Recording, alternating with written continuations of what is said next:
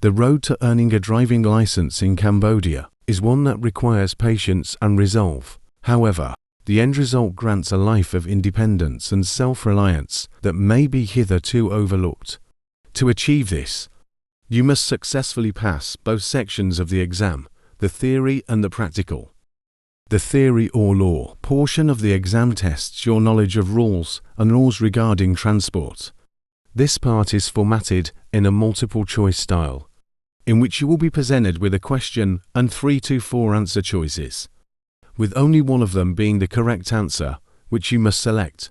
In total, there are approximately 231 questions, excluding road signs and priority orders. However, only 40 of them will be used for the exam. Despite the case, it is vital to know most answers, as you don't know which ones will be picked. Fortunately, the Ministry of Transport has kindly designed an app for test takers. To be familiar with this section of the exam, the questions on the test are presented on the app. So use the app as an aid in your preparation. Study the questions repeatedly. Before going into the real exam, utilize the mock exam function of the app to confirm that you can score 38 to 40 points, at least 3 times in a row. Take note of the questions you are struggling with and study them. I have linked the app in the description box below, along with a flashcard resource I found to be helpful for studying the questions in chunks. Going forward, the practical section of the exam is used to assess your ability to drive under normal conditions. The recommended track to passing this part is to register for classes from a nearby driving school, especially if you are a beginner. Doing so allows you to learn the fundamentals of driving and the techniques for parking.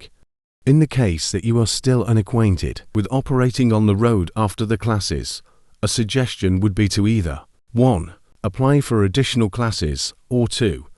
Practice driving with the car of a close friend or family member. As for the actual practical test itself, it is important to note a few things. First, is that you need to bring your passport, the actual physical passport, along with an unexpired visa. As such, you will not be permitted to take the exam without it.